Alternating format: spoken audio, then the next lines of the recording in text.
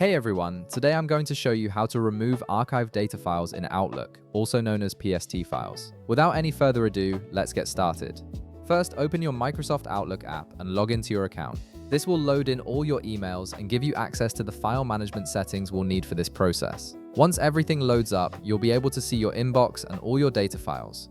Now, direct your attention to the top part of your screen where all your menus and tools are located. Look for the File tab in the upper left corner and click on it. This tab is your gateway to all the backend settings and configurations in Outlook, including managing your data files. Once your File menu opens, look at the right side of the screen. You'll notice an Account Settings drop-down option. Click on it to reveal additional options. From the menu that appears, you'll see Account Settings listed again. Go ahead and click on it. This will open a new window called Account Settings, which contains several tabs for managing different aspects of your Outlook configuration. In this Account Settings window, navigate to the Data Files tab at the top. Click on it to open that section. Here's where things get interesting.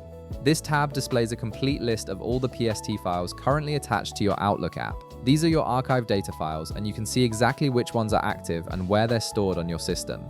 Now, to remove a PST file, simply select the one you want to get rid of by clicking on it. Once it's highlighted, look at the header section of this window and you'll see a Remove button. Click on that Remove button and Outlook will disconnect that PST file from your account.